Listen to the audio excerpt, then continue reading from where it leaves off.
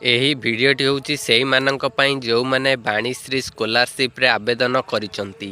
ଯଦି ଆପଣ ବାଣୀଶ୍ରୀ ସ୍କଲାରସିପ୍ରେ ଆବେଦନ କରିଛନ୍ତି ତେବେ ଆପଣମାନଙ୍କ ପାଇଁ ଏହି ଭିଡ଼ିଓଟି ଉପଯୋଗୀ ହେବ।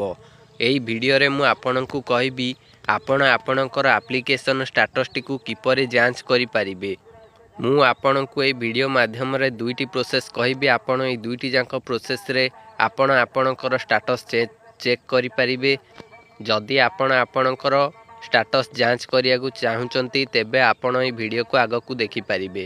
ଦେଖନ୍ତୁ, ମୁଁ ଆଉ ଡେରି ନ କରି କହୁଛି, ଆପଣଙ୍କୁ ଏକ ୱେବସାଇଟ୍କୁ ଆସିବାକୁ ପଡ଼ିବ।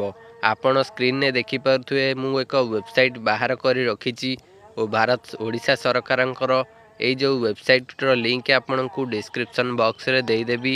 ସେହି ଲିଙ୍କ୍ ଉପରେ କ୍ଲିକ୍ କରି ଏହି ୱେବସାଇଟ୍କୁ ପ୍ରଥମେ ଆପଣ ପଳେଇ ଆସିବେ। ଏହି ୱେବସାଇଟ୍କୁ ଆସିଲା ପରେ ଏଇଭଳି ଆପଣଙ୍କୁ ଦେଖିବାକୁ ମିଳିଯିବ ସାମାଜିକ ସୁରକ୍ଷା ଓ ଭିନ୍ନକ୍ଷମ ସଶକ୍ତିକରଣ ବିଭାଗର ୱେବସାଇଟ୍ ରହିଛି। ଏହି ୱେବସାଇଟ୍କୁ ଆସିଲା ପରେ ଆପଣ ତଳକୁ ସ୍କ୍ରଲ୍ କରିବେ। ତଳକୁ ସ୍କ୍ରଲ୍ କଲା ପରେ ଏଇଠି ଆପଣଙ୍କୁ ଅପସନ୍ ଗୁଡ଼ିକ ସବୁ ମିଳିବ। ଦେଖନ୍ତୁ, ଏଇଠି ବେନିଫିସିଆରୀ ସର୍ଭିସ୍ ରହିଛି। ଏହି ବେନିଫିସିଆରୀ ସର୍ଭିସ୍ ଭିତରେ ଆପଣ ଦୁଇଟି ବାଣୀଶ୍ରୀ ଛାତ୍ରବୃତ୍ତି ଦେଖିବାକୁ ମିଳୁଥିବେ। ଗୋଟେ ରହିଛି ପ୍ରାଥମିକ ସ୍ତର, ଆଉ ଗୋଟେ ରହିଛି ଉଚ୍ଚ ପ୍ରାଥମିକ ଏବଂ ତାଠୁ ଉର୍ଦ୍ଧ୍ୱ ଯେଉଁ ଶ୍ରେଣୀ ଗୁଡ଼ିକ ରହିଛି ତା ପାଇଁ ରହିଛି। ଆପଣ ଯେଉଁ ଶ୍ରେଣୀରେ ରହିଥିବେ ଆପଣ ତାହାକୁ ସିଲେକ୍ଟ କରିବେ। ଯେପରି ଆପଣ ଆଇରୁ ଭି ପର୍ଯ୍ୟନ୍ତ ରହିଛନ୍ତି ତେବେ ଆପଣ ପ୍ରାଥମିକ ସ୍ତର ସିଲେକ୍ଟ କରିବେ। ତାଠୁ ଅଧିକ ହେଲେ ଆପଣ ଉଚ୍ଚ ପ୍ରାଥମିକ ଅପସନ୍ଟିକୁ ସିଲେକ୍ଟ କରିବେ। ଏବେ ଦେଖନ୍ତୁ, ମୁଁ ଗୋଟେ ଆପଣଙ୍କୁ ସିଲେକ୍ଟ କରି ଦେଖାଉଛି ଆପଣ ଆପଣଙ୍କର ଷ୍ଟାଟସ୍ କିପରି ଯାଞ୍ଚ କରିବେ। ଦେଖନ୍ତୁ, ଏଇଠି ପ୍ରଥମେ କ୍ଲିକ୍ କରିଦେଲି। ଏହା ଆମକୁ ଷ୍ଟେଟ୍ ସ୍କଲାରସିପ୍ର ପୋର୍ଟାଲକୁ ପଠାଇଦେଲା। ଏହି ଷ୍ଟେଟ୍ ସ୍କଲାରସିପ୍ ପୋର୍ଟାଲ ମାଧ୍ୟମରେ ଆପଣ ଆପ୍ଲାଏ କରିପାରିବେ ଓ ଆପଣଙ୍କର ଆପ୍ଲିକେସନ୍ ମଧ୍ୟ ଚେକ୍ କରିପାରିବେ। ଏହା ଆପଣ ପ୍ରାୟ ଜାଣିଥିବେ, କିନ୍ତୁ ଯଦି ଆପଣ ପ୍ରଥମରୁ ପଞ୍ଚମ ପର୍ଯ୍ୟନ୍ତ ପଢ଼ୁଛନ୍ତି ତେବେ ଆପଣ ଏଇଠି ଆପ୍ଲାଏ ମଧ୍ୟ କରିପାରିବେ। ଦେଖନ୍ତୁ, ଏଇଠି ଆପ୍ଲାଏ କରିବା ପାଇଁ ଅପସନ୍ ରହିଛି ନୂତନ ଆବେଦନ। ଏହା ସହିତ ଆପଣ ଆପଣଙ୍କର ଷ୍ଟାଟସ୍ ମଧ୍ୟ ଯାଞ୍ଚ କରିପାରିବେ, ସ୍ଥିତି ଯାଞ୍ଚ କରିପାରିବେ। ସେକେଣ୍ଡରେ ଯେଉଁ ଅପସନ୍ ରହିଛି ଏଇଟାକୁ ସିଲେକ୍ଟ କରିଦେବେ। ଏହାପରେ ଆଗକୁ ବଢ଼ନ୍ତୁ ଅପସନ୍ ଉପରେ କ୍ଲିକ୍ କରିଦେବେ। ଆଗକୁ ବଢ଼ନ୍ତୁ ଅପସନ୍ ଉପରେ କ୍ଲିକ୍ କଲା ପରେ ଏଠି ଆପଣ ଆପଣଙ୍କର ଆବେଦନ ପତ୍ରକୁ ଖୋଜିପାରିବେ, ଦେଖିପାରିବେ। ଆପଣଙ୍କର ଏକ ଦରଖାସ୍ତ ନମ୍ବର ମିଳିଥିବ। ଆପଣ ଆବେଦନ କଲାବେଳେ ଆପଣଙ୍କୁ ଦରଖାସ୍ତ ନମ୍ବର ଗୋଟେ ଦିଆଯାଇଥିବ। ସେହି ନମ୍ବର ଏଠି ଦେଇ ଆପଣ ଏଇ ଖୋଜନ୍ତୁ ବଟମ ଉପରେ କ୍ଲିକ୍ କରିଦେଲେ ଆପଣଙ୍କର ଆପ୍ଲିକେସନ୍ଟି ଆପଣଙ୍କ ସାମ୍ନାରେ ଆସିଯିବ। ଆପଣ ଯାଞ୍ଚ କରି ନେଇପାରିବେ। ଏହା ଛଡ଼ା ଯଦି ଆପଣ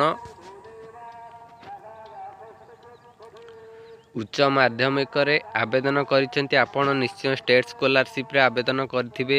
ଏହି ଷ୍ଟେଟ୍ ସ୍କଲାରସିପ୍ରେ ଆବେଦନ କଲା ପରେ ଏଥିରେ ଆପଣ ଆପଣଙ୍କର ଆପ୍ଲିକେସନ୍ ଷ୍ଟାଟସ୍ଟିକୁ କିପରି ଯାଞ୍ଚ କରିବେ। ଦେଖନ୍ତୁ, ଏଇଠିକି ଆସିଲା ପରେ ଆପଣ ତଳକୁ ସ୍କ୍ରଲ୍ କରିବେ। ଏଇଠି ଆପଣଙ୍କୁ ଦେଖନ୍ତୁ ଅପସନ୍ ମିଳିଯାଉଛି ନାଓ ୟୋର୍ ଷ୍ଟାଟସ୍। ଆପଣଙ୍କର ଷ୍ଟାଟସ୍ ଚେକ୍ କରିବାକୁ ହେଲେ ଦେଇଛି। ଦେଖନ୍ତୁ, ଏଠି ଆପଣଙ୍କୁ ଆପଣଙ୍କର ଆଧାର ନମ୍ବର ଦେବାକୁ ପଡ଼ିବ କିମ୍ବା ଆପ୍ଲିକେସନ୍ ନମ୍ବର। ଆପଣ ଆପଣଙ୍କର ଆଧାର ନମ୍ବର ଦେଇପାରିବେ କିମ୍ବା ଆପ୍ଲିକେସନ୍ ନମ୍ବର ଦେଇପାରିବେ।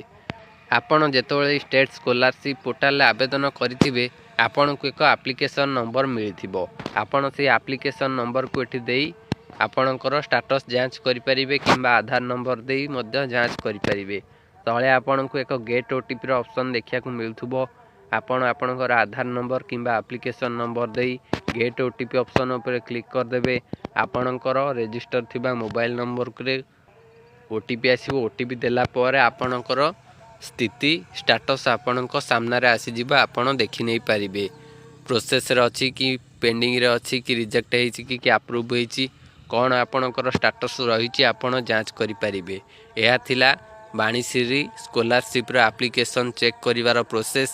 ଯଦି ଆପଣଙ୍କର କିଛି ଡାଉଟ୍ ରହୁଛି ତେବେ ଆପଣ କମେଣ୍ଟ ବକ୍ସରେ କମେଣ୍ଟ କରିପାରିବେ। ଏହିଭଳି ମାଧ୍ୟମରେ ଆପଣ ଆପଣଙ୍କର ଷ୍ଟାଟସ୍ଟିକୁ ଯାଞ୍ଚ କରିପାରିବେ।